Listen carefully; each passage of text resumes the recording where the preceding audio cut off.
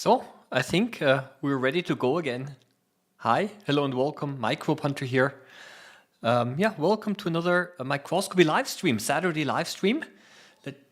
Let me quickly, as every time, do a little bit of housekeeping here. I'm just checking if the sound works.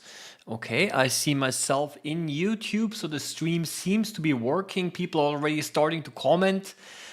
So I think we're indeed ready to go. Hi, hello everyone again. I'm happy that you're able to join me again on this Saturday. I guess maybe in some parts of the world it might already be Sunday. I don't know. But in any case, today I would like to show you how to prepare some insects, like for example those flying ants, for microscopy.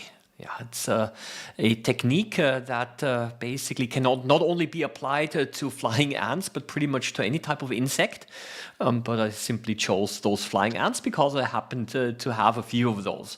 So if you're new to this live stream, it all usually works like this, that for the next 1.5 hours, I'll be we will be together and as a community, as enthusiasts, we will be doing a little bit of microscopy together. If you already see the chat on the side, you're definitely invited to ask questions and to comment in the chat. It's like this, that if you have some off-topic questions, then I will try to answer them after 1 hour, the last half hour. But if you have some on-topic questions, then I will occasionally interrupt my stream here, and I will try to answer some of those questions here. Okay, usually in the first 3 or 4 minutes, I usually wait a little bit and simply say hello all around the world until more and more people started to join in. So as a hello from Belgium, from Germany, I'm reading off what we've got here in the chat from the Netherlands. The sound is okay. Thank you very much for this info. From Rhode Island, the United States, from Denmark, from Netherlands again. Okay, that's really nice. Yeah, from Trondheim and from California. Okay, Trondheim. Is this somewhere in Scandinavia? Maybe Sweden? I don't know, because I visited Sweden just last July, and this is actually the place where I took the video of those flying ants, which you are able to see right now here in the background. Yeah, so it was quite a warm July day, and right in the middle of Stockholm, we were waiting for a bus, doing some sightseeing, and there was a little crack in the concrete, and I saw those ants emerge out of this little crack here, right next to the bus station. And of course, I had to take a video of this. But do not worry, I did not catch those ants. I've got different ones, and basically we'll be preparing those. Okay, yeah. It's in Norway. Thank you very much. Okay, Trondheim is in Norway. It's not in Sweden. Okay, there's also a hello from India. Okay. So this is basically, these are ants. I would like to quickly explain to you why they are flying. Well, the flying ants with the wings, they are males. Okay, because normally the largest part of the colony are females. Just basically like in a beehive, most of the animals, the insects, there are females. But occasionally, you've got essentially some of the males appearing when the conditions are right. Usually during a very limited time of the year. I've even read somewhere they have a so-called flying ant days, where they're celebrating the appearance of those flying ants. And then what happens is the following, is that those ants will then the males will start to mate with the queen. And look what I found. Okay, I'm just going to show this to you here. Now I'm switching over directly to the my stereo microscope. Look at this here. Okay, you can actually see this is now a live view. And this was actually, I discovered this pretty much by accident. I will show you in a minute of where I collected this. I got an arrow as well over here. Yeah, it appears to be that this here is a male, right? It's a little bit smaller, and this here is a queen. Yeah, and you can actually see that they are actually not only different in the size, but also the antenna looks a little bit different. And here they're mating right now. I found a whole bunch of these flying ants in my garden. And they were already dead, so do not worry, I did not kill them. right? Luckily, one of them was actually this, this specimen over here, right? And then essentially the queen, of course, then starts to lay eggs. So I think it's quite a nice coincidence that I found that, and I would like to. I would like to now show you the place where I collected the flying ants that we will be preparing today. So I did not, I obviously did not take those here. You don't want to do that. But for whatever reason, in my garden on the table, look, there were many of these dead flying ants, and I don't know why. But there were, I don't know, maybe 100 or 200 of them. The black cover that you see, that's simply the protection of the garden table. And I simply collected those and said, well, I'm just going to put them under the microscope. Basically, that's where we're going to start off, right? So this was actually several weeks ago, and I had those flying ants then in my plastic container sitting around. Today I decided that we're going to put them under the microscope. Okay, so I just wanted to say that so nobody should worry that I actually killed those. I didn't do that. Okay, so this is again a little bit for me also a little bit a nice surprise, because I picked up this. Where is this again? Yeah, this specimen over here. If you want, we can actually go a little bit further. I have to refocus the whole thing. Okay, here we go. Yeah. As a matter of fact, if you look through the microscope itself, then they don't look quite as dark. And I have to tell you, I don't really know why they died, or so many of those. If it was the heat, maybe, I don't know. Yeah. And one of the neighbors, my neighbor says, "Look, there are so many flies on the table." And then if you look at this, and maybe this is where a small biology lesson starts. These are not flies. How do you know that? Well, actually, there are a couple of indicators why these are not flies, and one of the things is look at this place over here. Yeah, it is very typical for ants, right? And it's very thin here. And another reason why they're not flies is because those ants, just like bees, by the way, and wasps, have 2 pairs of wings. Yeah, so flies only have 1 fully developed pair of wings, and the second, also mosquitoes, only have 1 fully developed pair of wings, and the second wing is a so-called halteres, which are tiny club-like structures, right? But I think you can see here quite well that there are actually 2 pairs. Yeah, we're just seeing one side right now, so obviously these are not flies, right? So this is just a little bit of a little biology excursion here, right? Yeah, and here they actually seem to be mating. Yeah, that's quite interesting. A very nice coincidence that I was actually able to find this specimen here. Okay, so this is basically where I started off by collecting those. Those ants, and there is only a little problem is if you want to put it under the microscope, and I just want to show it to you what the end product should be. So the end, here we go. If you actually see this here, I don't know, it's almost important. Let me move everything away. You're almost not able to see it, but I actually mounted 2 of those ants on this slide here, and you're going to see they look very transparent, right? So the question is how can I get those ants here? That's the one where I collected them. How can I actually get them on a microscope slide like this? Yeah, so this is that's kind of the challenge, and I'm going to show you how I have done that. The way that it looks here is not the best quality. Okay, I just have to say that it doesn't look very nicely arranged. But there is something quite interesting on here that I would like to show you, because you're able to see the muscles of those ants, and they're quite well visible. So I'm going to show you how to get there. Okay, so every now and then I'm going to look again at the questions here, or at the comments. Yeah. Okay, there's a comment from Greece. This summer near Athens we had a minimum appearance of winged ants. Okay, just a few of them. Okay. Yeah. Yeah.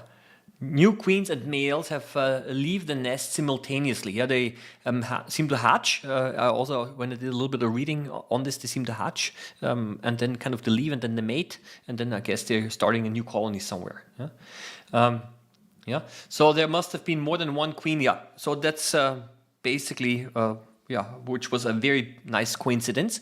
So I've got a few of them in here, and just a short comment here. Those ants over here, just like many insects, when they are dry, they're very fragile. I mean, if you the wings break off, the body breaks, yeah, and so you cannot really mount them.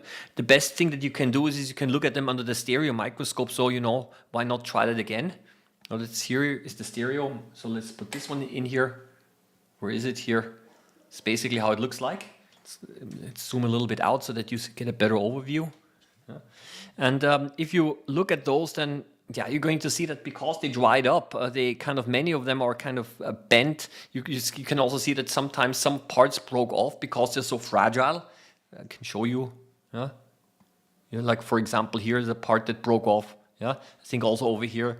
Yeah, so this is indeed a little bit of a pity. And they're way too thick and they're way too dark to be directly mounted on a microscope slide. Yeah, so this is a little bit of a problem. So what can you do to make them more transparent? And you also have to make them much thinner. Yeah. So that's the thing. So the question is by Hadrian, did you use U-Pearl for mounting? The answer is yes, I did. Because that is the standard mounting medium for insects. And I know that I've received so many comments already that people are a little bit unhappy because it's kind of difficult to obtain. U-Pearl is still sold, obviously. You can buy them also from laboratory supplies. And I mean, it's a standard mounting medium by people who are studying insects. Yeah. So look at this one. Look at this. That's the due, basically.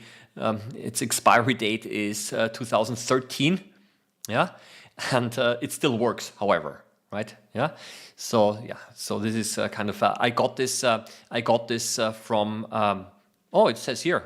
Look, if you're in Germany, that's the company basically where I got it from.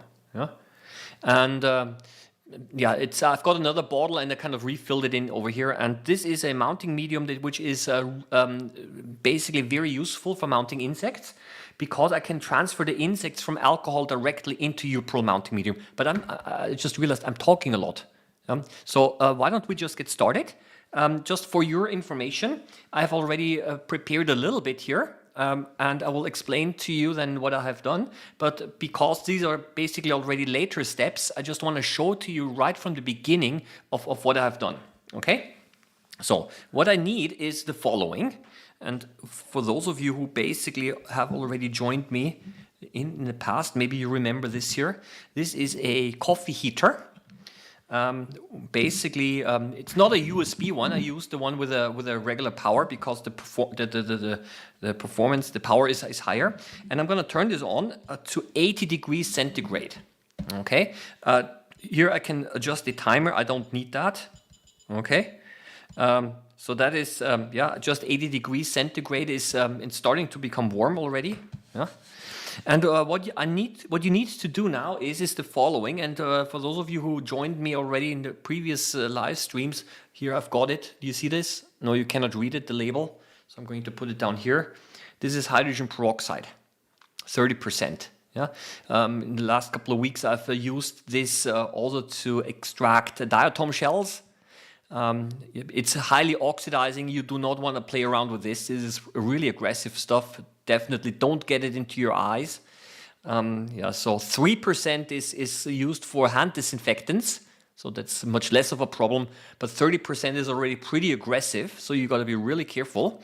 And basically it acts like a bleaching agent. Yeah? It oxidizes. So it's starting to turn warm. And what I've got here is look, I've got a little... Yeah, this is a jam jar. There was some jam in here. And I just used a lid here to prevent evaporation. And in here, I've got a little bit of this hydrogen peroxide. And then all you have to do is where is my insect? Yeah, here's one. Yeah, and I'm just going to take this and I'm going to drop it. If I'm even able to pick it up. I'm going to just drop it into the hydrogen peroxide. So it's in here right now. And I put a lid on top so that evaporation, so otherwise it's going to dry out. And then I'm going to put a cup over it, simply to keep the heat in it better, so that it's also warm on all over the place and not just on the bottom. I think maybe not necessary, right? And I switched it off. Okay, so and I found out something quite interesting, that if you put the insect into the hydrogen peroxide for about 10 minutes or so, it's already white at this temperature. So it's surprisingly fast, as a matter of fact. So you have to be careful, because the first specimens that I did over here actually left in there too long and they were almost completely dissolved. So yeah, I'm going to just put this on the side, but I have already done that. We do not need to wait, because I already have some of them prepared over here. Okay, so but I simply wanted to show to you what I'm doing. If you don't have this hot plate, you might want to use a water bath or something like that. Yeah, but I found out that 80 degrees centigrade Celsius works quite well. I tried it with 65 as well, but then it takes much longer. So one of the things that I learned is that temperature makes a huge difference, and 80 degrees works very fast, and 65 degrees already takes quite a bit longer. So temperature is important. So I'm going to move this now to the side, and and I'm just going to continue now with the other things that I have here. Okay, I'm just reading here. Your Uparol still has to work over 100 years. Well, if specimens are prepared properly, then they should be able to store for quite a long time. Yeah. Do you know any substitution for acrytol mounting? Sorry, I don't. I don't even know that mounting medium, and there's so many of them out there. Some of them are highly specialized. Yeah. Unfortunately, I don't know what it's also used for. Yeah, so usually some of the mounting media are quite specialized, and they have specific refractive indices and so on. So here, what I've done here is the following. I've got 2 of these ants, and you see that they look pretty white. And I do not have them in H2O2, hydrogen peroxide, but I put them now into water, because after about 10-15 minutes in H2O2, you want to rinse it in some water, wash it out, and then we're just going to look at this now under the stereo microscope again. So where is the stereo? Here it is. So let's take this away. Let's put the other one in here. I have to be careful that the microphone, that I'm always talking into the microphone so that you're able to hear me. And you can already see. Here it is. They don't look very nice anymore, right? Yeah, you might see that. Yeah, so they're kind of, the wings are all over the place. And that is indeed one of the problems that I found out, is they do become very soft.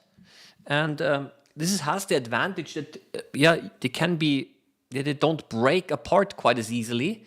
But they're very, very soft. Yeah, so you'd have to arrange them somehow on the microscope slide. Yeah. So, and this is something that still has to be done. I have not done. This is a huge one. Maybe this is also a queen. Yeah. So arranging it on the microscope slide is quite a big challenge. Okay. Yeah.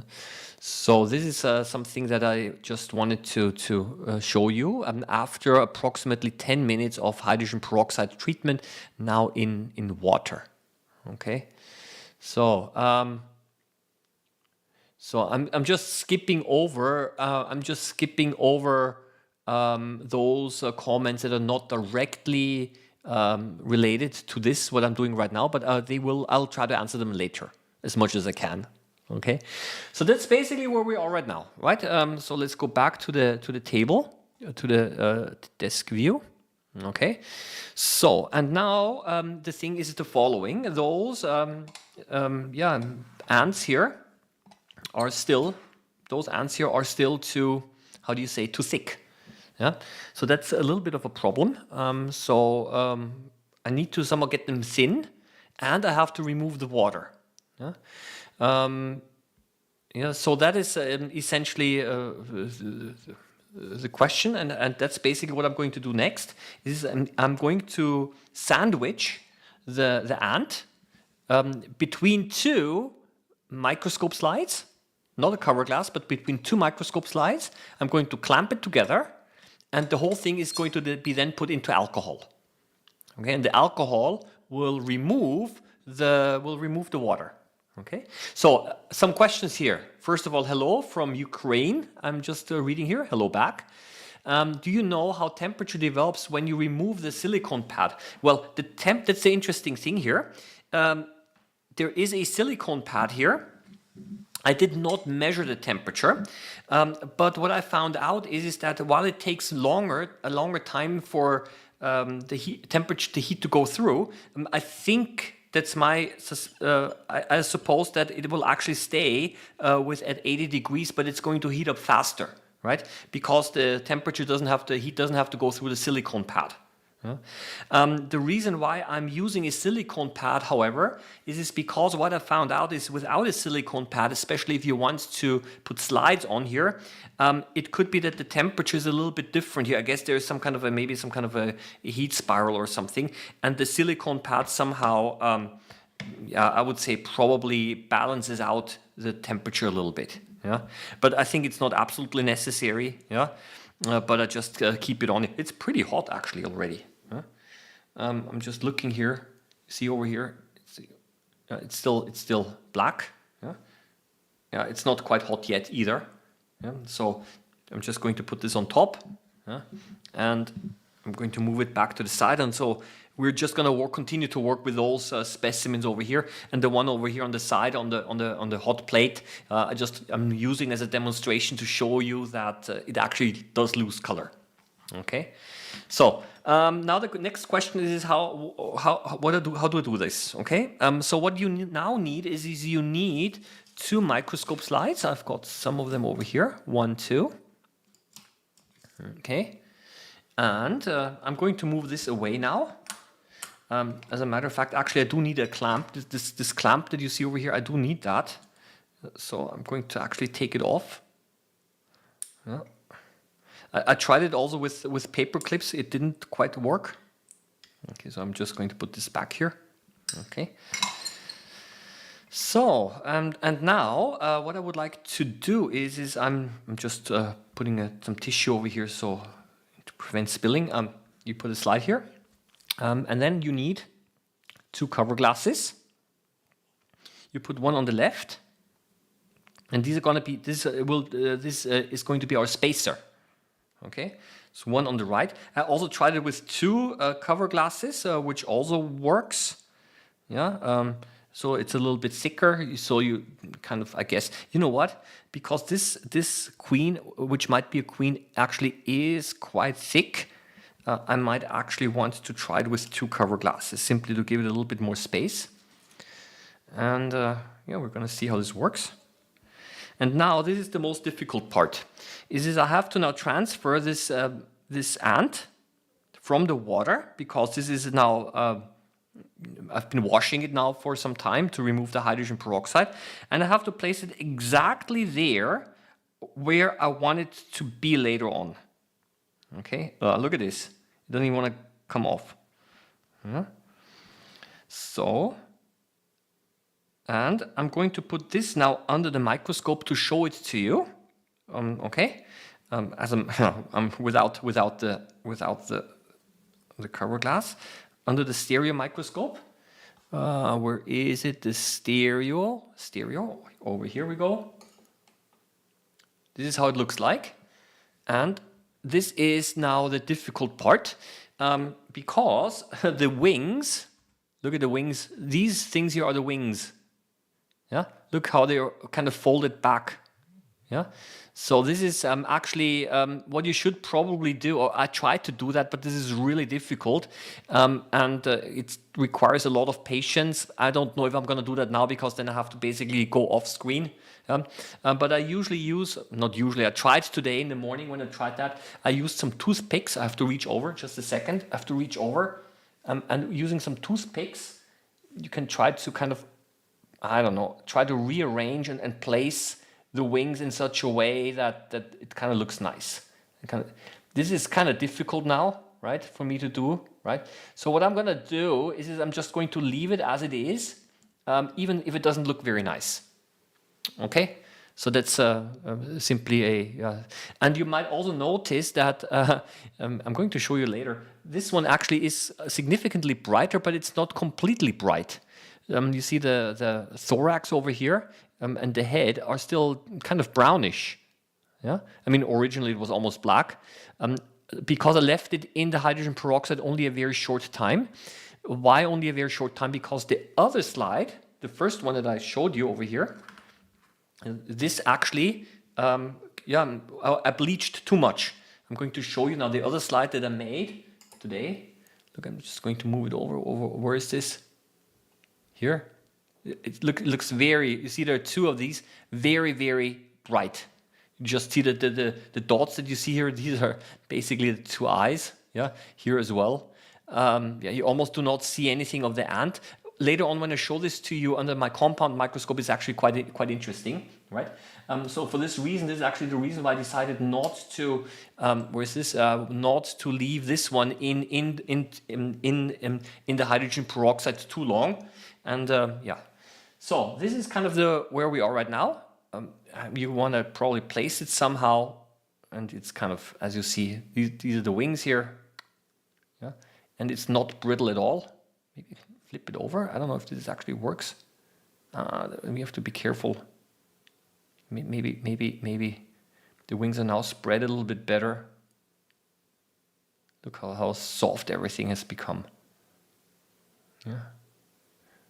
The large wings are the front wings and the small wings are the hind wings. Yeah.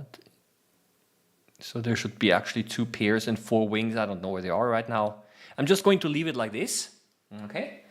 Now what I'm going to do now is, with a lot of patience, you arrange it kind of nicely.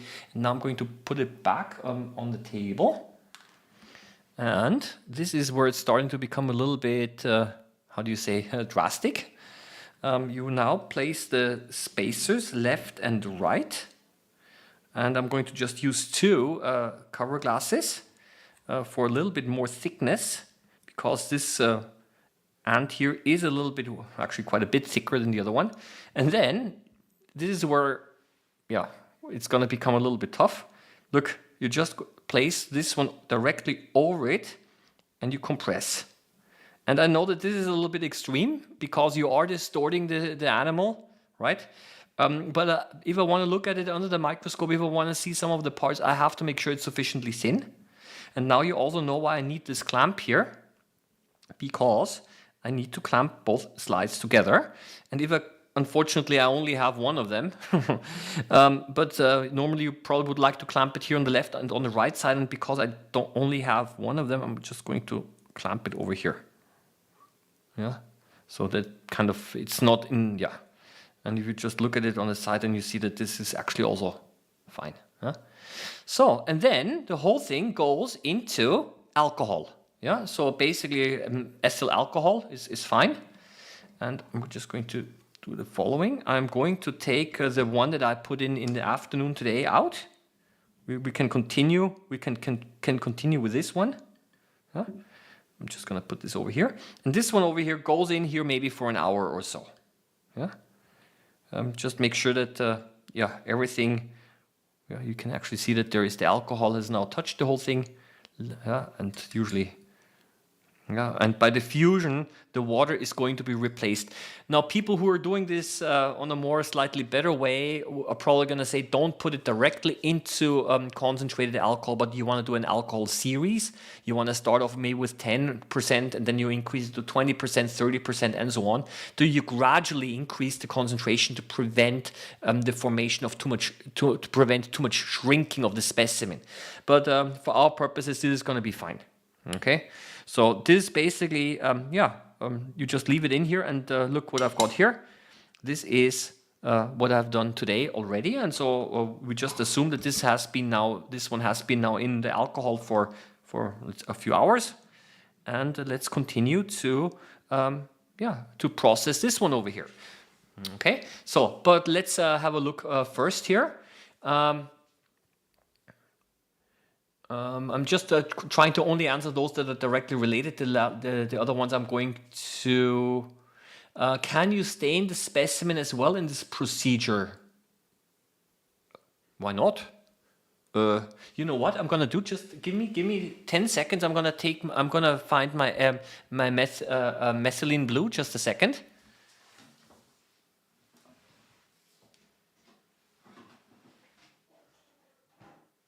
Yeah, I'm still looking for it.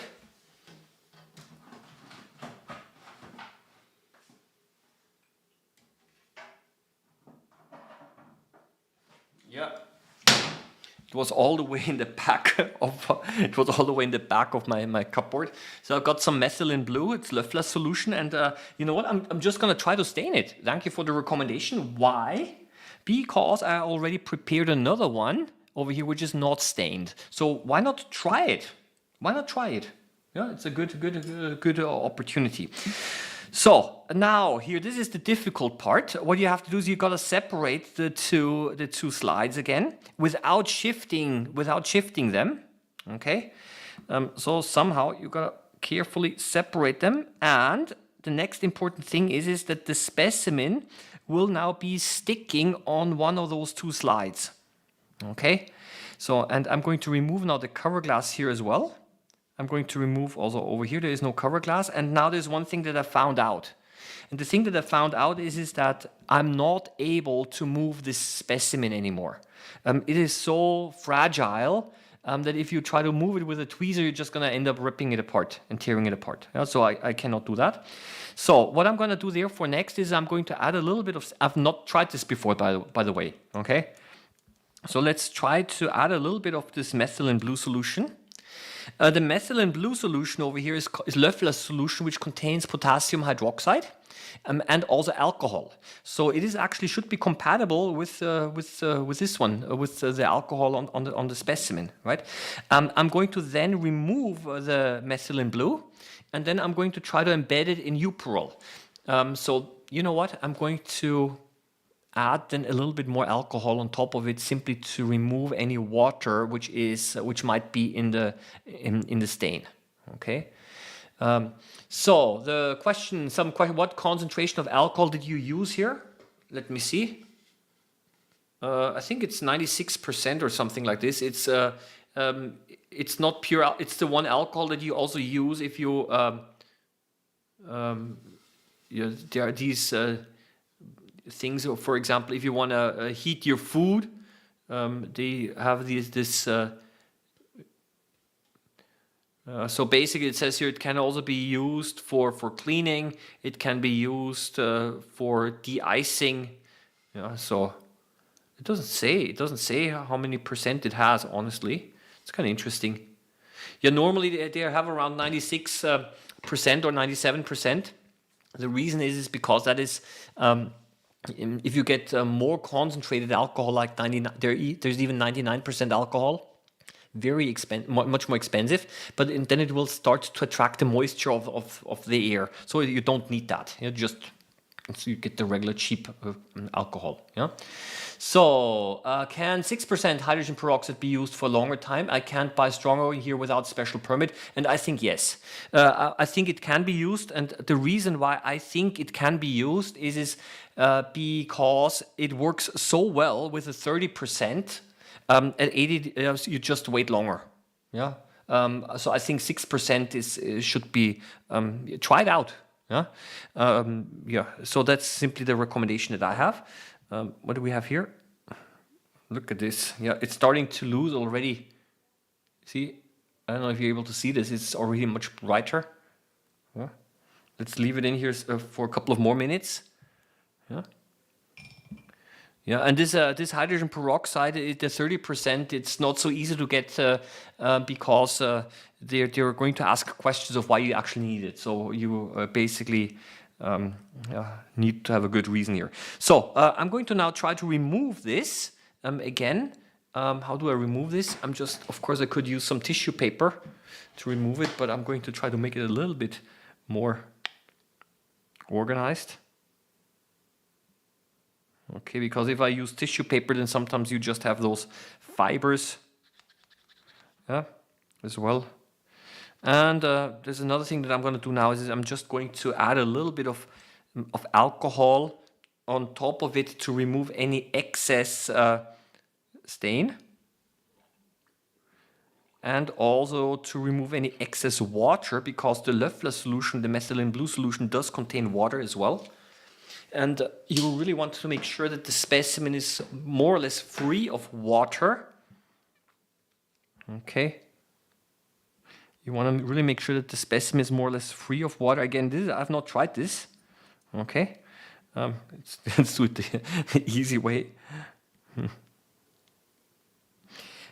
And the good thing about UPROL is that it is able to handle the alcohol. Why do I say handle the alcohol? Because not every mounting medium is compatible with alcohol. Normally you have to use something like xylene or some other organic solvents. You don't want to do that. But that's one of the reasons why UPROL is so convenient, is because you can directly transfer the specimen directly from alcohol into UPROL.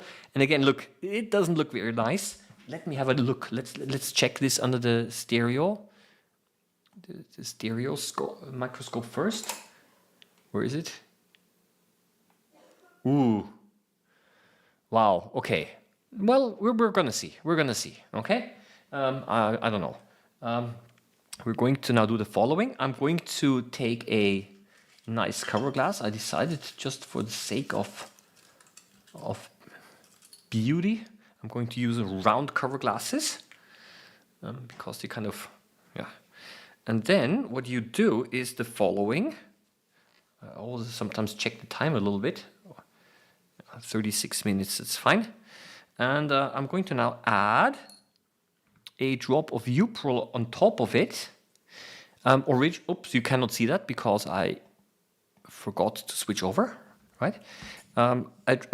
I normally what I do is I always put a drop of mounting medium first, then I put the specimen into it, and then I add another small drop on top. But I cannot move the specimen anymore, right?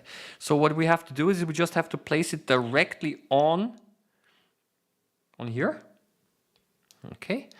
And we just wait for the mounting medium to kind of soak into the specimen. And then we put a cover glass like this here on top. And we kind of hope that this kind of works. I just see that I did not, it's not completely covering everything. And then normally you would have to wait around, you have to store the slide now approximately 6 weeks horizontally until the mounting medium completely dries. Now, of course, we don't have 6 weeks of time. I would like to look at it directly. Just be always very careful that, if possible, only use low magnification so that the distance to the objective is sufficiently high. Otherwise, you might actually get some mounting medium on your objective. Yes, I have also done that before. So now let's have a look, okay? Let's look at the scope view. So I turn up the microscope light. You know what? I'm going to remove the prism so we have a regular bright field. This is now the 10. You know what? You always should start off with a low power magnification. I have to remove the condenser to get the full field of view. Let's put this away. And let's have a look how this looks like. Let's see. Ooh, Ooh, very dark. Look at this. Okay, we're learning something here. Look how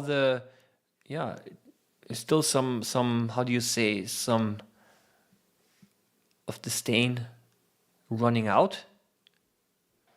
Okay, this is how it looks like. Well, actually, I think I like the other one better. There are, but that's why we're trying this. Actually, the stain makes everything darker again. Look, there are a whole bunch of, where's this? Bubbles inside the insect, not so nice.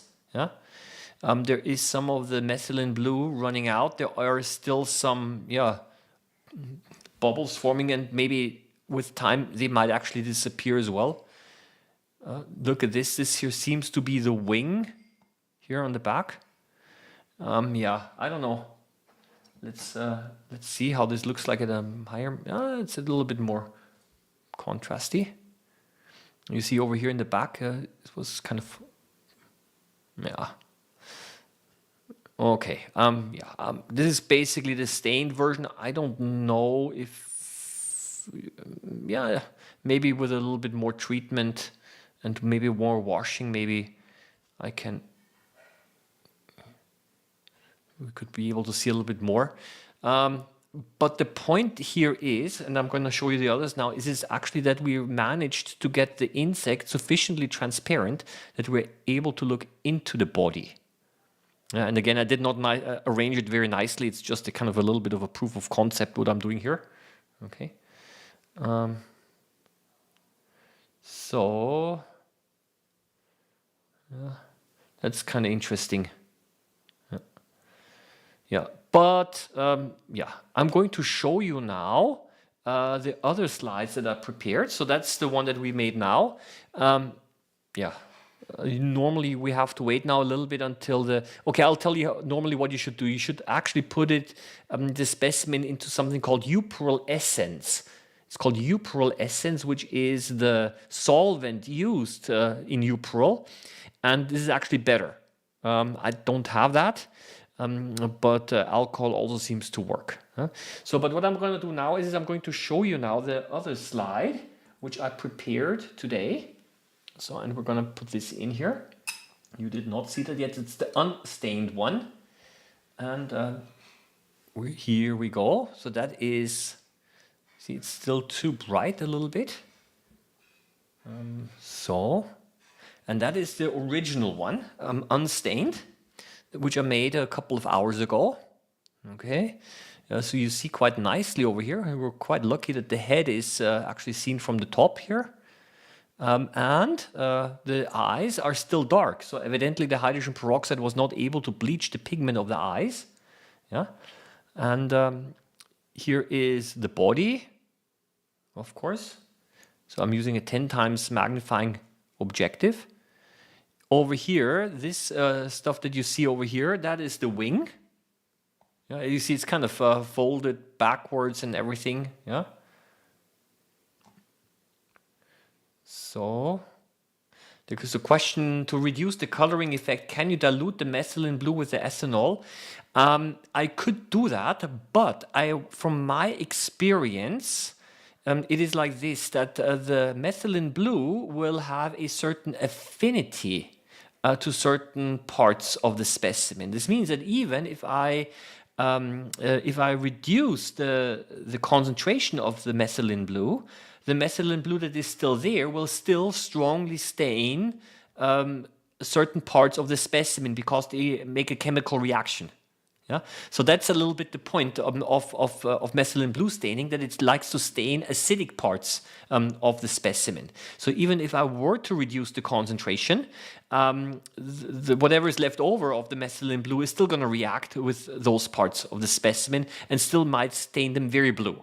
So the idea is a little bit with the methylene blue stain is to make sure that even if you drop it over the whole specimen, certain parts are going to become darker than the actual stain, because they kind of pick up the stain. Yeah? So that is basically, yeah, and over here, I just want to show this to you here. You're going to see that this is the abdomen over here, and the abdomen is ripped off. Yeah, and I've done this, unfortunately, because I tried to pick up the ant with my tweezers, but it was so soft that essentially I ripped off the abdomen over here, right? So this is the reason why it's got to stay where it is. Yeah, yeah. Can I shine some oblique light over it? No, I can't, because I do not have oblique illumination, but I do have dark field at low power. So let's try that. Yeah, so this should be now, to open this here, and this is now dark field. Actually, it also looks kind of interesting. Yeah. I only have dark field for my low power 4 times objective.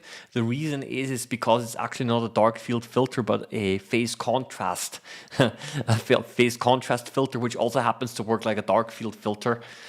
So that's the reason. Yeah. Yeah. So a little piece of paper halfway. I don't know if I'd have to play around a little bit with my filter holder here, which is essentially in there. I don't know if this is gonna work. I'm going to turn back to bright field So, and that's bright field, and I'm going to block out. I'm going to block out half of the lights to see if this actually makes a difference. Yeah. So maybe the higher magnification. It's a little bit playing around a little bit with oblique lighting. So I'm holding now paper directly over the lamp, and you might actually see that the place where it becomes darker, where there's this between, it looks like that the light is actually striking it a little bit from the side. Yeah, that is a Well, I can try to maybe over here like this. Yeah. So let's try 20 times. Yeah, here. You can. That's a little bit oblique. You see that there are some shadows. Yeah. Yeah. I'd have to actually insert some kind of a filter directly into the filter holder, and I don't have access to that now. Yeah. But that would be basically dark field. So let's have a look at the other one. There is a second one. I don't know where it is. Is this the one? Yeah, that's the other one, right? Honestly, not very nicely arranged, I have to admit, but that's maybe also not the point here. I just wanted to show you a technique how you can actually brighten and bleach and very dark specimens. You know what? Why not try it with my other filter over here? Looks a little more colorful, right? So, but I want to show you something else. Something, you see, I'm a biologist. And for this reason, I always have to make a biology lesson out of everything. I hope you don't mind. But I discovered something here which really made me happy. I just show it to you. Let's go up here. I think it's fine. Here, the leg, of course. Here it is. Where is it? Here it is. So this is, of course, one of the legs. And look in the legs, you see those little fibers here, and there are those tiny little stripes, horizontal stripes. Vertical stripes. Let me put this away here. Maybe, I don't know if we're able to see it now better or not. Yes, here that's not bright field again. You see there are these tiny, these fibers running in here, and those kind of tiny black-white stripes here. We can also find them in many different places. I've actually also found a lot of them inside the ant itself somewhere. If I only know where to look for. If you, so they are kind of, I don't know where it was. Yeah, let's have a look here again at the leg. You see over here also those tiny stripes running across. Yeah. So where else do I have those? Here we see a lot of them. And yeah. And of course, we're looking here at the so-called, this is called striated muscle. These are the muscles of an ant. And those basically, stripes, you also find them in mammals, like for example in us humans. These are the so-called the light and the dark bands. And these are because of protein fibers sliding past each other. And this causes a contraction of the muscle. Yeah, and I was very happy to actually see those because normally they're not so easy to see, but somehow the preparation technique allowed for that. If you're interested in these things, I've also made other videos where I was able to find those. But usually it's always for me an indicator, that how good a preparation is if you're able to see those striations. Yeah.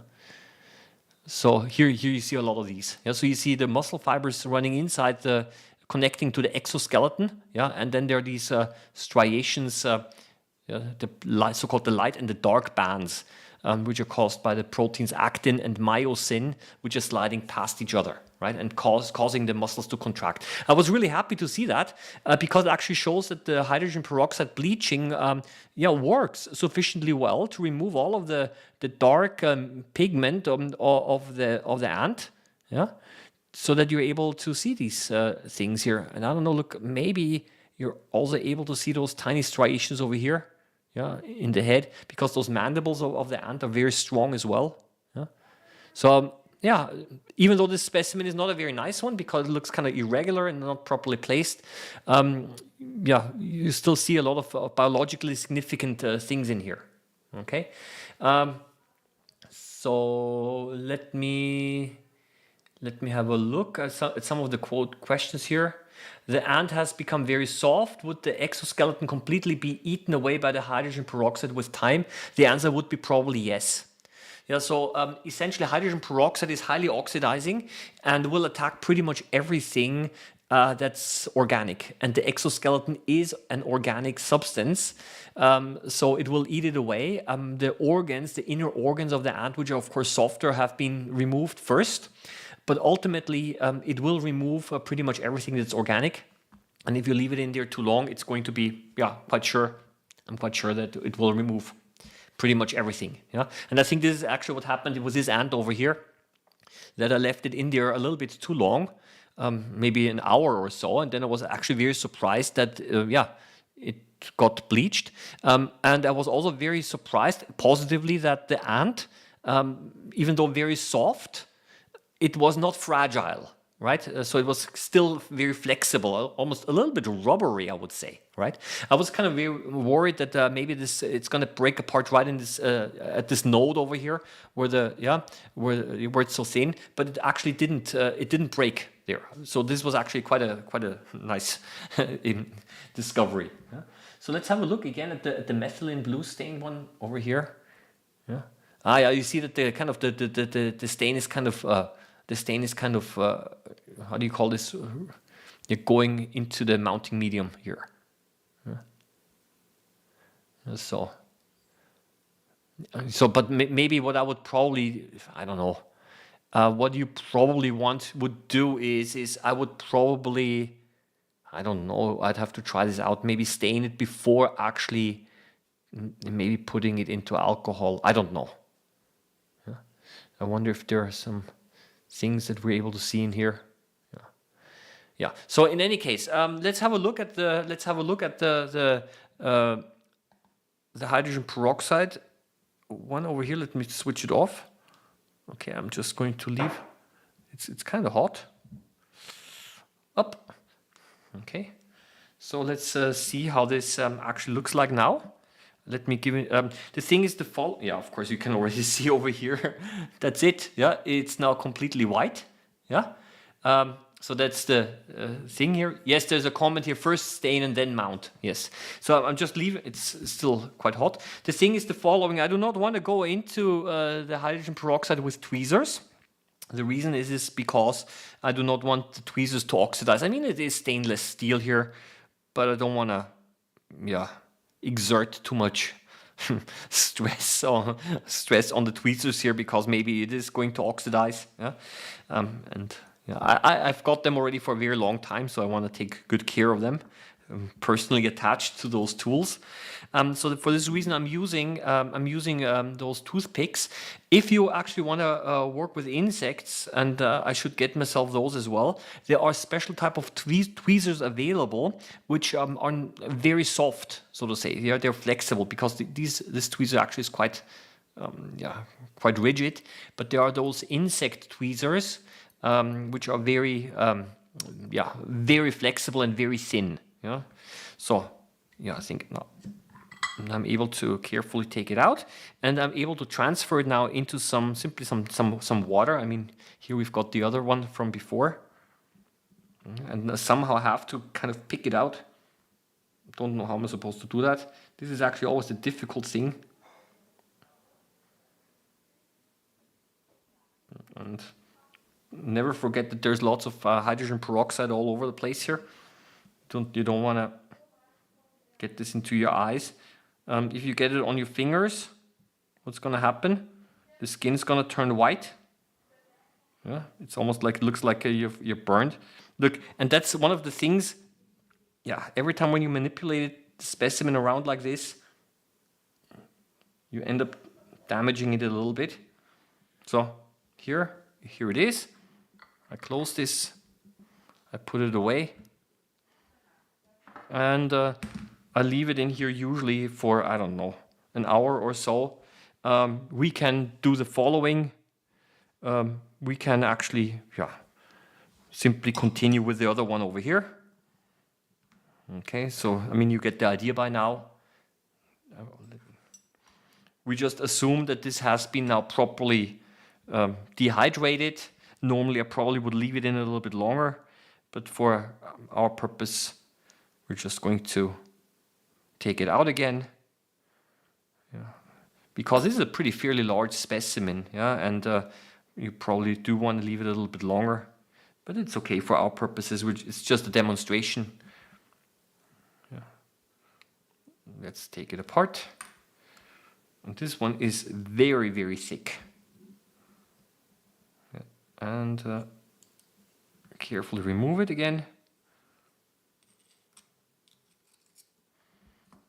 Yeah. And I don't know. What I could try is here's some alcohol in here. Maybe put it directly on here in case it was not able to reach it. Maybe wait a little bit until some of the alcohol evaporates. You do not want it to be completely dry, otherwise it's really going to start shrinking. Yeah. And then we can again put a drop of mounting medium on top. And I think this might not be a specimen that's going to last for a very long time. It doesn't matter. It's just a little bit for demonstration purposes. So here I might have to add more. By the way, I've also added a little bit of alcohol to the Upril mounting medium when it started to become too solid. So it is compatible with the alcohol. And because the drying time is so long, this gives it enough time for the mounting medium also to infiltrate the specimen. Yeah. See, it's so thick that the mounting medium didn't even cover the full cover glass here. So, yeah, let's give it a try. Let's see if the bottom side should be kind of free of. Okay, let's give it a try now. I have to remove the other. I have to remove the other slides first. So slide number 1, slide number 2. Let's try this one over here. Go down to the lowest magnification. And let's see. This is still very dark. Nah, not good. Okay, it's still quite dark. Let's see. Let's try it like this. Yeah, with more light, it works better. Yeah. So I left this one in the hydrogen peroxide a little bit less long. On the other hand, it's also much thicker, the specimen. So for this reason, it's also much darker.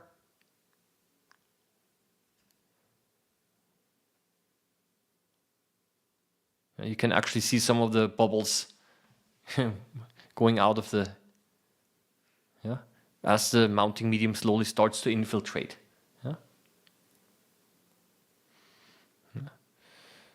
So,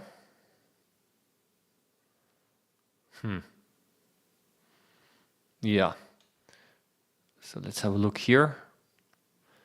This is the wing. Yeah, I think you see it. You see those little wavy lines here? This is when the mounting medium starts to mix with the alcohol. So there are some changes in the refractive index that are happening here.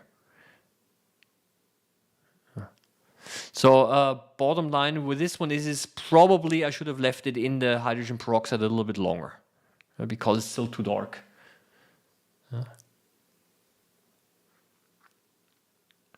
So this is, let's see if we're able to see some, at least the legs here are a little bit more parallel. Here I have to be a little more careful because the specimen is, very nice. Again, you see again those light and dark bands. Yeah. So, and of course, impossible to see into the insect when it's not bleached. Now, there are different ways as well. I've been using hydrogen peroxide, but it's also possible to use KOH, which is potassium hydroxide. Very caustic, one also has to be careful. And this also softens the insect and also removes the black color from the exoskeleton. And also possible, another treatment is possible to clear the whole specimen is to use lactic acid, both of which I have not tried. I just tried it with hydrogen peroxide, and which seems to kind of work as well. And as a matter of fact, I did a little bit of research. And yes, there are some folks out there who actually have used hydrogen peroxide as well for bleaching insects. So it's not an entirely new method. But this one over here, look, has been in the H2O2 significantly longer, again, and it's significantly more transparent. Yeah. So the question is are the bodies full of like a hydraulic fluid? I get what you mean. What we call this is insects have a so-called an open circulatory system. This basically means that the organs inside an insect are based inside a fluid, right? Kind of the fluid is moving around all the time and supplying the cells with nutrients. Yeah. So that's a little bit different than what we, for example, in mammals have. We have a closed circulatory system where the blood is moving in blood vessels, but the insects have a different system where the organs are based inside, inside the blood, so to say. Yeah. Yeah. So, yep. I would like to slowly start to have a look at some of the off-topic questions, and I just see that they have already arrived. Thank you very much. Okay, yeah, there are a few questions that I would like to talk about now, because the hour basically is at after 1 hour. I usually talk a little bit about some of the questions that some of you might have. So, and I hope that I'm able to answer some of them. How can I prepare, stain, and mount some wood on a slide? Maybe you could do a live and do that. Yes, it is possible. As a matter of fact, I do have some wood slides. It is possible to mount wood, but you have to make very, very thin cuts. So this is really something I've also tried. It does work, and you can, if the wood is sufficiently soft, and if you take a very sharp razor blade, then you can actually try to carefully shave off parts of the wood, and it actually does work. It does require quite a bit of patience. Because not all specimens are going to be of the right thickness, so it's a lot of trial and error. I don't know if you maybe do 10 or 15 or 20 of these, try to use a razor blade to cut it off, then maybe a few of them will actually be sufficiently thin that you're actually able to look at it. So it is possible to make hand cuts. I'm going to show you something, just a second.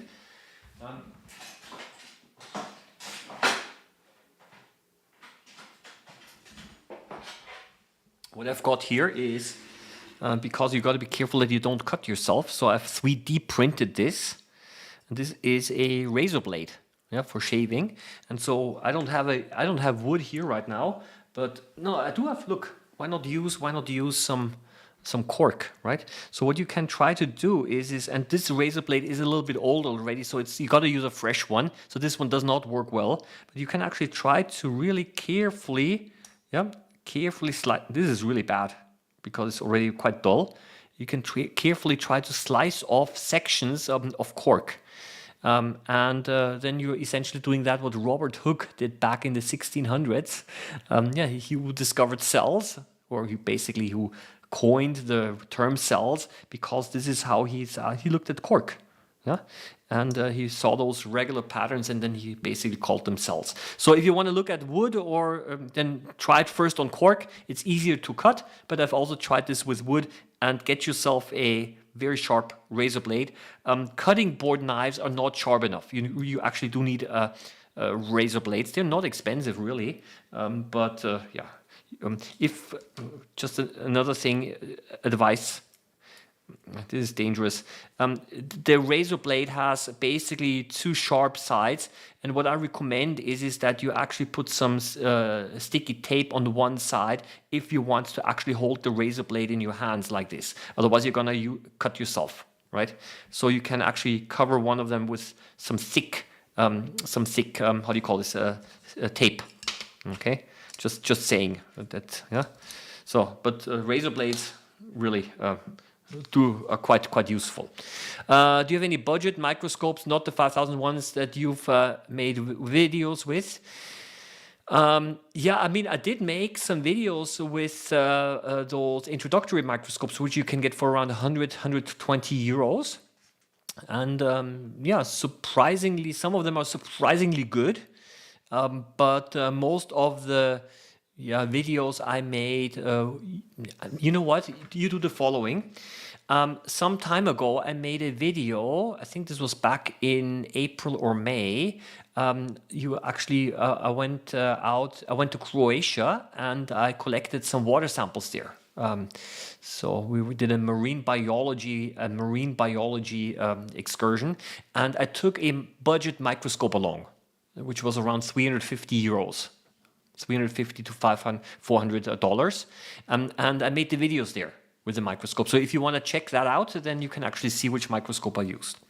What concentration of alcohols did you use here? I think this was around a 96% because that's the standard concentration. Yeah.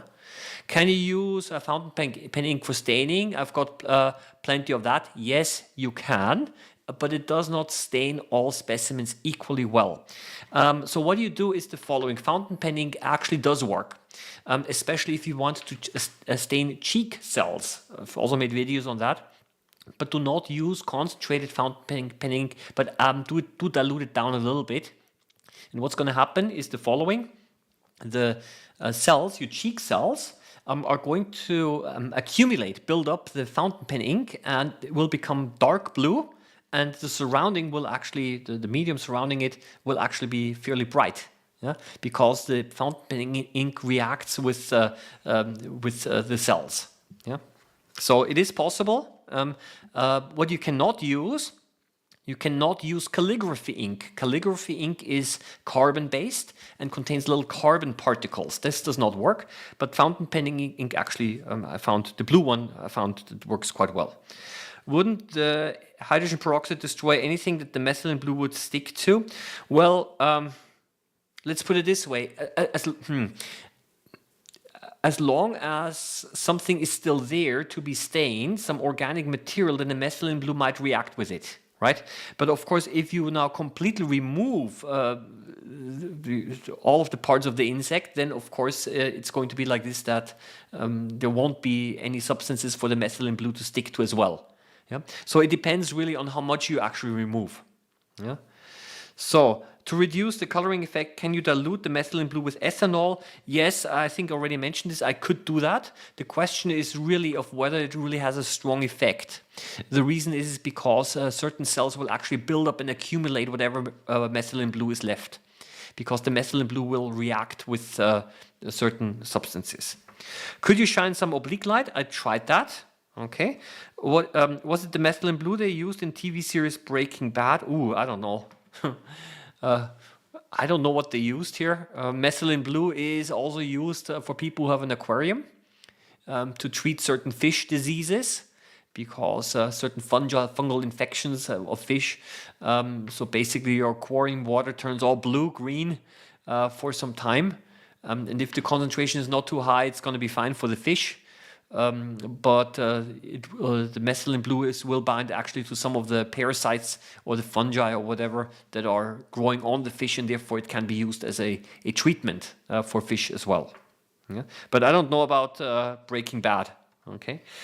The ant has become very soft. Would the exoskeleton be completely eaten away with time? The answer is yes, as I already said, because essentially the exoskeleton is organic, and the more time you give it and the harder it is, the more it will oxidize, yeah, and it will essentially disappear.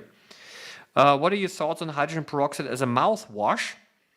Well, my first idea is that doctors actually use hydrogen peroxide. I think 3% or 1.5%, very low concentrations indeed for disinfecting the mouth, and it starts foaming a little bit. So it is used, but honestly, I probably would not use it. The reason is because, I mean, I have no problems using it for, how do you say, disinfecting your skin, right? The skin is fairly thick. It's going to evaporate quickly. It's going to kill off the bacteria, and that's why hydrogen peroxide is found in many disinfectants. However, from my view, I probably would not. I would not use it too much in your mouth as a regular mouthwash, because I would be kind of worried that it's actually going to go into your blood. And hydrogen peroxide produces highly reactive so-called oxygen radicals, which react with pretty much anything. So I can imagine that maybe even at low concentrations, the hydrogen peroxide might actually do damage to your skin cells. Yeah, so if you use this on a regular basis, yeah. So I wouldn't play around with these things. I would honestly be careful a little bit with hydrogen peroxide and use approved mouthwash. Yeah? That's my suggestion here. What I'm going to do is very quickly go through. You know why not? Yeah, this looks a little bit nicer. Yeah. Dentists use hydrogen peroxide to bleach teeth, yes, and it can also be used. I think it's also used for bleaching also hair, right? If I have a stereo zoom microscope, oh, that's not for me. Okay, sorry. Calligraphy ink might be used for negative staining, for darkening the background. Ah, that's interesting. That's interesting. Okay, that's interesting. Never tried that. I'd like to see a razor blade cutting edge on the microscope. That is an easy request. If you want to see a razor blade under the microscope, then we're going to do the following. I'm going to show you the whole thing, of course, under my stereo microscope. Just a second. Because this has already, yeah. In the compound microscope, you're not going to see anything. Here it is. Yeah. And it's already pretty dirty. Look at this. That is the edge. Let's start zooming in. Oh, there are some more questions coming. Oh, let me quickly have a look. Just a second. Here, this is the edge. Just a second.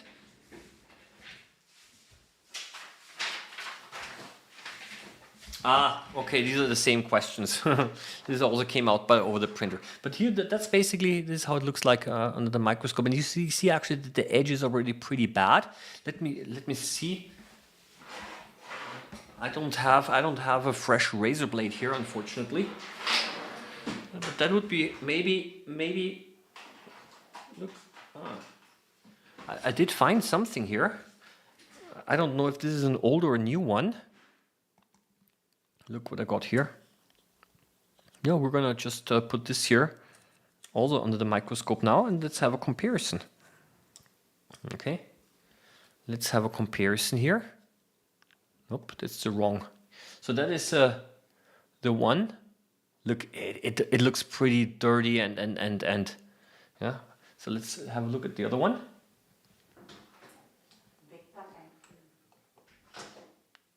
So it's a little bit out of focus, and that is the new one. Am I able to put them next to each other somehow? Ah, look. Yeah, here the right one is the old one, and the left one is the new one. You see, it looks kind of dark because of the reflection of the light. Let me try this. Yes, I turned on another light as well. Yeah. I think you get the idea. Yeah. You see. So what we could try, simply because somebody asked. Okay. Why not? How much time? Yeah, we still have a few minutes, and I'm going to do now the following. This is a little dangerous now. Let's try to exchange the razor blade. Okay. So this is, let's put this away somewhere. And if I cut myself, then I'm going to put the blood on the microscope. Yeah. Those razor blades really are not very expensive. So. And this holder, this is basically, I 3D printed this myself. So here we go. The old razor blade should always be packaged and put away and carefully disposed of. So I've got a trash can over here. It goes into the trash can. And now let's see if this new razor blade is able to cut the cork better. Way better. Yeah, way better. Okay. And just because some of you were asking, let's have a look. Because somebody asked, can you put wood under the microscope? So let's try it with cork. And I'm just going to very quickly make also a permanent mount. Cork is hydrophobic, quite hydrophobic. So if you add water, it might not be completely covered in water. Oop. So, but the U-Pearl is also quite hydrophobic. So, and here I've got a cover glass. This is a little bit dirty, this cover glass.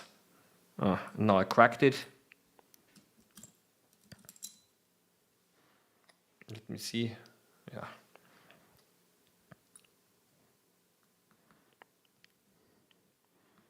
I don't know if it's thin enough. Okay, but let me quickly try it. Yeah, I know I'm going really off topic. I'm supposed to talk about ants. Doesn't matter. And let's try this here. And I don't know if it's thin enough to actually see the individual cells. Where is the... Here we go. And yep. Yeah, there are lots of air bubbles in here. Yeah, so they have to be removed, but you have to wait until they're gone. But let's put it like this. Of course, we're able to see the individual cells here. Yeah, and where are they? So air bubbles, that's why it's so dark. But look at these boxes here are the cells. So what does this actually tell us? It is possible to make cuts without a microtome, just using your hands and your fingers. Yeah, manually, you're able to make very thin cuts because you are basically you're kind of slicing it off like this. So that means on the edges, on the corners, the cells are basically very thin. The specimen is very thin. Yeah. So here as well. Yeah. Yeah. So again, this was a very quick. You probably would like to, maybe embed it a little bit in alcohol first to make sure that the alcohol goes into the cork, so that there are no bubbles in there. But I just wanted to show it to you very quickly that it is possible to make very thin cross sections just using hand cuts. Yeah. Let's go. Yeah, here you also see the individual cells. Yeah, and the bubbles. Okay. So to correct the label, the permanent slides. Yes, that's actually one of the problems. I sometimes make permanent slides very quickly. I just leave them somewhere for drying, and then I completely forget what it actually is. Yeah. Maybe you could do a live session watching various types of mushrooms someday. It's time of the year again for mushrooms in Europe. Yes, maybe mushrooms, fungal spores, mushroom spores. Yep. So let me quickly have a look of what else, if there are any comments here. We could keep an eye on the bleaching process by regularly checking with a magnifying glass or stereo if the Bon Maman jar had a transparent lid. Yeah, yes, that would be. Yeah. Generally, what I would suggest is the following. I've used the jam glass, this one over here, right? Because of this lid, which is airtight. That's fine. However, it's indeed not very easy to see the specimens in here. So what I generally use quite often is I've got those tiny Petri dishes, Yeah, also with a lid, it's not completely tight, but it can also reduce evaporation significantly. Yeah, so you can actually also put this under the microscope like as it is. Yeah. So, and how do they move their joints though? Okay, I guess you're referring to the ants because I was talking about the muscles inside an ant. And as a matter of fact, I don't know if I can show this to you somehow. I'm looking for an object to illustrate this. Essentially, there are. I'm going to use this here as an example. Okay, let's say that this is the leg of an ant, right, and this is the joint, right, and the muscles of an ant, they basically they are connected on the inside of the exoskeleton, right, and when they're pulling on the inside, then they're able to move it. And we humans, for example, we have the bones on here and the muscles on the outside. So if this were now a human, let's say elbow joint, then what we have is that essentially the muscles connect, yeah, the two bones together on the outside, yeah, and when they contract, then you're able and relax, then you're able to move it, right? And in an insect, the muscles are found on the inside, and when they contract, then it's also able to move.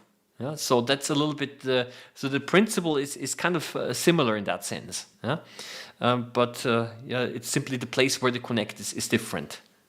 Yeah, so yeah. Suggested topic slides containing pox samples, for example, acne, pimples, and chicken pox, and so on. Not chicken pox. Too dangerous. The chicken pox virus can also not be seen under the microscope because it's too small. But I have already put pimples under the microscope, and they're very interesting indeed because they contain a lot of white blood cells. Yeah, so you can actually stain them quite nicely using methylene blue, and then you're able to see the nuclei of the white blood cells. So actually, pimples under the microscope are very interesting, yeah, especially when you stain them. Yeah, so, but I don't have many pimples in my face now. Yeah, used to have them a long time ago, but not anymore. So unfortunately, I do not have access to a lot of white blood cells. If you want to look at the white blood cells, you can actually take directly a blood sample, and you are able to see white blood cells inside a blood sample as well. Yeah, so that's not a problem. Yeah, so people, yeah, unless there are more questions, the use of microscopy in archaeology, yeah, is used. For example, pollen can be observed. Okay, so that is indeed something that's possible. I'm quite sure that also in stereo microscopy can be used. Yeah, maybe for observing artifacts. Coins, for example, under the microscope must also be quite interesting. So I'm quite sure that yeah. But I have to admit I'm not really an expert in archaeology and the use of microscopes in archaeology. I only know a little bit of what I've read. Yeah, so depends, I think, quite a bit on the specific problem that you have. So if you're, for example, interested in observing pollen, yeah, that you might have discovered somewhere, and I read or somewhere that essentially, I don't know, also in mummies, for example, and very old mummies, they found some pollen there, and then you can actually determine the plant species that were in a certain area at that time. So that's actually quite interesting, also to see how did nature and biology and the plants change over the many years, simply by the type of pollen that you find. Yeah. So this is. Have you looked into Lauva's microscope lenses? No, I have not. Okay, and I'd have to find out a little bit more on this as well. Yeah, the ship. Okay, so and yeah, if you joined in a little bit later, I give you a very quick summary of what we've done today. So first of all, I've basically these are winged ants, males. And basically, I then later on did not catch those. I found quite a few of them in my garden, and I collected them. And then what I've done is I put them into hydrogen peroxide to bleach them, to remove the dark pigment, to make them transparent so that we can actually observe them under the microscope. And I also found something like this one over here. That is basically, here we go. A queen and a male mating. So the large ant over here, that's the queen. That's a male, a winged male. They're mating, and then the queen will lay eggs, and then we have a new colony happen. Starting. And so this is essentially, how it looks like under the stereo microscope. And as you can see, very black, very dark, impossible to look into the ant. And therefore I've done a little bit of processing with hydrogen peroxide, and not this one over here, but then with hydrogen peroxide the insect becomes again very soft, and also transparent. Now I have to find it again where it is. Here it is. Here's one of them at least.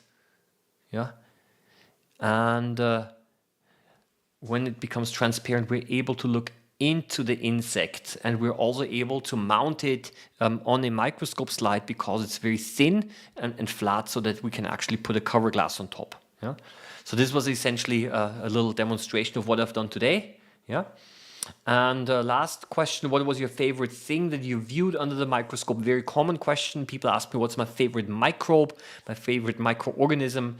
And I will tell you, still one of my favorite things that I like to observe under the microscope is something non-biological, but these are crystals in polarized light, because they look very artistic and very beautiful. And this was actually when I started microscopy a long time ago, it was actually one of the first things that I started to observe were crystals under the microscope. I made several videos already, also live streams, but sooner or later I will repeat the topics again. So also in the future I'll grow again a couple of crystals to be observed under polarized light. I like them a lot because you can make very nice pictures, and then you can hang them up in your living room wall, and they look very nice and beautiful. So this is, I would say, but I like a lot of things. Generally, why I like microscopy is because it's a hobby of learning, and I also learn a lot because I'm trying different techniques. I'm trying to share them with you. I'm experimenting around a little bit, and this way. These live streams also are a way how I can try out new techniques and methods and share them with you. So enough for today. Again, I would say thank you that you joined me. I hope it was interesting again. These videos should be an inspiration to try out the things yourself. And maybe if you are able to optimize these things a little bit, and then you can also maybe share your experiences in the comment sections.